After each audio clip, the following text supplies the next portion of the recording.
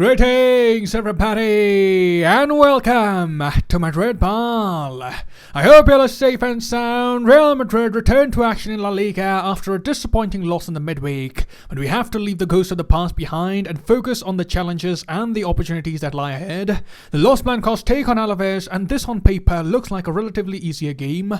Of course, we have to leave behind the Robin Hood attitude of gifting points to the clubs in the bottom half of the table, but this looks like a good game where Real Madrid can bring some of the positivity back in the camp. They would like to clear their heads by putting in a quality show, and it would be important that we take appropriate measures to protect the lead that we have at the top. Sevilla, as you can see, are currently 4 points behind Real Madrid, so we have to be careful here. We don't want any spillovers of the Champions League performance in La Liga, and let's go out there and get back some of the confidence that we have lost in recent times. So in this video, we'll do the match preview of Real Madrid versus Alaves. We'll go through the words of Carlo Ancelotti, and we'll end this video by doing the match predictions. So come on, let's get started. And starting by talking about the opposition that we face today, Alaves currently stand 18th in the table. They've only managed 20 points with 5 wins, 5 draws and 14 defeats. They were on a winless run of 11 games, but just recently they were able to return to winning ways. So as you can see, the going has been tough for the Spanish minnows this season. The risk of relegation is quite high. They have been in the Spanish top flight since 2016, finishing 9th, 11th, 16th and 16th in the subsequent years, and Alaves would be looking to desperately resurrect their campaign in the upcoming matches. They've also had a lot of trouble scoring goals. They are the team with the least number of goals this year. The new coach Mendilibar has taken the responsibility to keep Alaves afloat in the top flight. He replaced Calleja, who had come in last season and saved Alaves from getting relegated, but as the results didn't follow this year, the faith in him was dwindling as well. He received the sack back in December, and now Alaves fans would be hoping that Mendilibar would somehow do better with the resources that he has at his disposal. And talking about the formation that we can expect from Alaves, it is likely that they would be using the 4-1-4-1 setup. Thomas Pina is expected to play the defensive midfield role and would be a crucial component if Alaves deploy a low block. He would be supported by Mamadou and Escalante on either side. The wings would be occupied by Jason and Rioja, and finally up top Joselu would play as the target man and would lead the attack for Alaves. And as for Real Madrid, this as you see is the squad list for the game. You can see all the players are fit and ready, and Ancelotti has a number of players to choose from. He would be looking to make a strong comeback, but in the process, would he be looking to do some rotations against bottom table Alaves? Only time shall reveal that.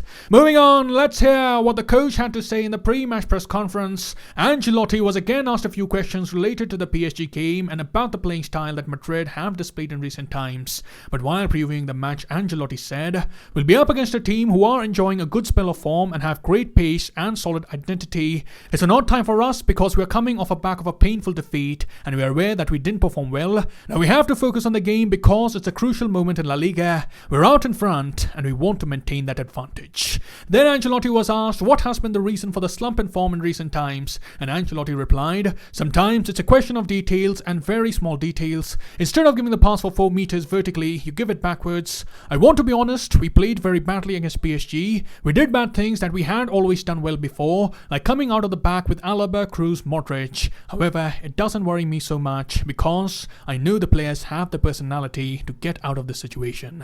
Then the coach was questioned about the pressing game of Real Madrid. As we know, Madrid have not been pressing at all in recent weeks, and the coach responded, "This is something that we have been discussing as a coaching staff. We're working on it and we'll have to press better so that we win the ball back higher up the pitch than we have been doing recently. We've had some good results with the low block and perhaps we've forgotten how to press high, but we'll try and get back to it in the coming games."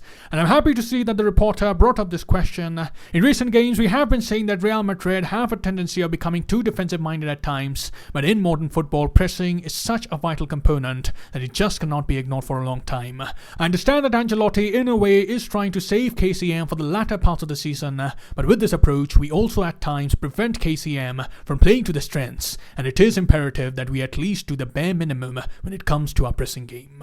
So let's see if we can see some changes in the upcoming games. Ancelotti is saying that his coaching staff is working on it, but only the results on the pitch will say if Ancelotti can make the dynamics work. But coming back to the press conference, Ancelotti was asked what he makes of the criticism that he has received in the past few days, and Ancelotti said, "The criticism going around at the moment is justified because we played very poorly in Paris. I'm a great critic myself. The approach wasn't right and I take responsibility for that. Criticism must be justified, understood, and you have to learn from it. Often they are fair and they make me reflect, though sometimes it's just silly things. Criticism is great and at times it's very welcomed. And lastly, Ancelotti was questioned about the recent form of Vinicius Jr. The Brazilian, after having a sparkling start to the season, has failed to score a single goal in the past 6 games. And on this, the coach said, he's having the same problem as the team in general. Our level has dropped. He had a very intense January, but over the next 3 weeks we have less games and he will rediscover his form.